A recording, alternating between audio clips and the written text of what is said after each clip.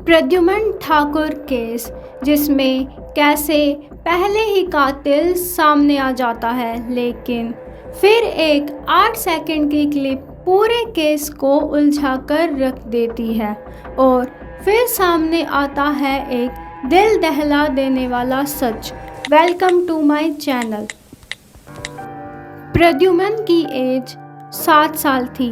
वह Riyan international public school में पढ़ता था और 8 सितंबर 2017 के दिन भी प्रद्युमन के पापा वरुण उसे और उसकी बहन को स्कूल छोड़ने जाते हैं।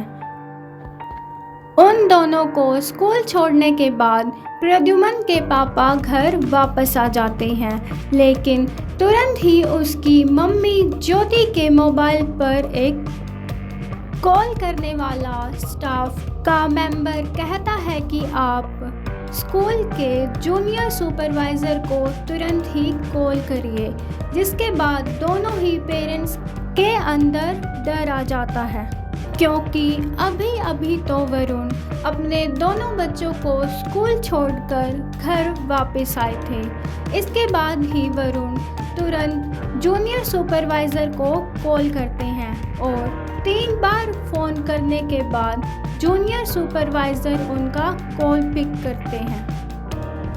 अब जूनियर सुपरवाइज़र वरुण से कहते हैं कि उन्हें उनका बेटा एक वॉशरूम में पड़ा मिला और उसके सिर से खून निकल रहा है और अब हम उसे एक हॉस्पिटल में लेकर आए हैं। जैसे ही दोनों पेरेंट्स हॉस्पिटल में पहुंचते हैं तो उन्हें पता चलता है कि उनके बेटे प्रद्युमन की मौत हो चुकी है और क्योंकि यह मामला हर जगह फैल गया था तो न्यूज़ रिपोर्टर भी वहां पहुंच जाते हैं। अब पेरेंट्स और न्यूज़ रिपोर्टर्स के साथ सब यह जानना चाहते थे कि आखिर प्रद्युमन की मौत कैसे हुई। इसके बाद पुलिस भी वहां पहुंच जाती है और तुरंत ही अपनी इन्वेस्टिगेशन शुरू कर देती है, जहां पुलिस सबसे पहले सवाल पूछती है कि आखिर प्रद्युमन को किसने देखा और आखिर उसकी मौत कैसे हुई। इसके बाद स्कूल स्टाफ पुलिस को कहता है कि प्रद्युमन को सबसे पहले स्कूल के कुछ बच्चों ने देखा और वह वॉशरूम में खून से लथपथ पड़ा था। इसके बाद पुलिस अपनी इन्वेस्टिगेशन क्राइम स्पॉट पर करती है और वहां पर फोरेंसिक एक्सपर्ट्स भी अपने एविडेंस को कलेक्ट करते हैं। उस वॉशरूम में पुलिस को खून से सना हुआ चाकू मिलता है और उसी वॉशरूम के पास एक सीसीटीवी कैमरा भी लगा हुआ था, जो बाद में इस पूरे केस को खोलकर रख देगा। सीसीटीवी में पुलिस को प्रद्युमन क्रॉल करते हुए दिखता है और बाद में वह गिर जाता है। इसके बाद ही दूसरे बच्चों ने प्रद्युमन को देखा था।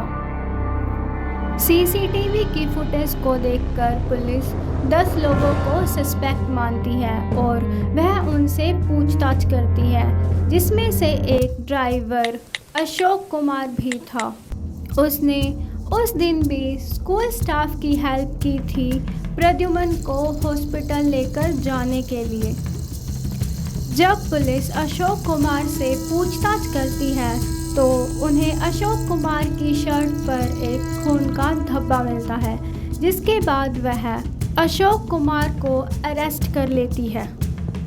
पुलिस प्रद्युमन के पेरेंट्स और न्यूज़ रिपोर्टर्स को बताता है कि उस ड्राइवर अशोक कुमार ने प्रद्युमन को मोलेस्ट करने के लिए उस पर हमला किया, लेकिन जब वह ऐसा नहीं कर पाया तो उसने चाकू से प्रद्युमन पर हमला कर दिया। इसके बाद अशोक कुमार भी अपना गुनाह कबूल कर लेता है, लेकिन इस स्टेटमेंट में कुछ तो गलत था, क्योंकि यह केस इतनी जल्दी सॉल्व हो गया था तो सब इस बात पर सवाल उठाते हैं। यहाँ तक कि प्रद्युमन की मां ने भी इस पर सवाल उठाया और लोगों का यह भी कहना था कि पुलिस ने अशोक कुमार के साथ मारपीट की है, जिसकी वजह से उसने अपना गुनाह कबूल किया। लेकिन अब सबसे बड़ा सवाल ये था कि आखिर क्या सच में अशोक कुमार ने ही प्रद्युमन को मारा था या इस पूरे केस के पीछे किसी और का हाथ था। 15 सितंबर 2017 को इस केस को सीबीआई को सौंप दिया जाता है और इसके बाद 77 दिन जेल में रहने के बाद अशोक कुमार भी बेल पर बाहर आ जाता है। अब दबाव पड़ने की वजह से सीबीआई दोबारा से इस केस की जांच करने के लिए 27 सितंबर को अपनी एक टीम को प्रद्युमन के स्कूल में भेजती है, जहां पर पूरी टीम हर एक एविडेंस को दोबारा से चेक करती है। सीबीआई को वहां एक नाइफ मिलता है जो कि वॉशरूम में छुपाया गया था और यहीं पर लगे हुए सीसीटीवी में उन्हें एक 8 सेकंड की फुटेज मिलती है जो इस केस को पूरी तरह से खोलकर रख देती है, जहां सीबीआई उस सीसीटीवी फुटेज में दिखने वाले सभी बच्चों से भी पूछताछ करती है और वहीं पर वह जिन बच्चों के पास मोबाइल फ़ोन था उनके मोबाइल फ़ोन भी चेक करती है, जहां उन्हें एक 17 साल के बच्चे के फ़ोन में स्टैबिंग और पॉइजन जैसी गूगल सर्च मिलती है। सीबीआई को यह भी पता चलता है कि उस नाइफ को जो वॉशरूम में छुपाया गया था उसे मर्डर से 2 दिन पहले खरीदा गया था और सीसीटीवी फुटेज में उन्होंने प्रद्युमन से पहले एक बच्चे को जाते हुए देखा, जो सेम बच्चा जब प्रद्युमन वहां गिरा पड़ा था तब भी वहां आया था। अब पुलिस को अपना सस्पेक्ट मिल चुका था। जब पुलिस उस 17 साल के बच्चे जिसका नाम अननोन है उससे पूछताछ करती है तो वह अपना गुनाह मान लेता है और वह पुलिस को बताता है कि उसे अपने पेरेंट्स से बहुत डर लगता है और वह पढ़ाई में भी वीक था, क्योंकि अब स्कूल में एग्ज़ाम्स चल रहे थे तो उसका डर बढ़ता जा रहा था।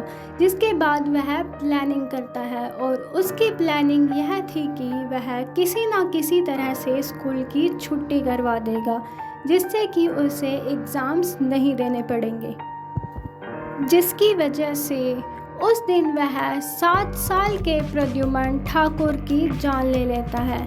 तो आप सबका इस केस के बारे में क्या सोचना है?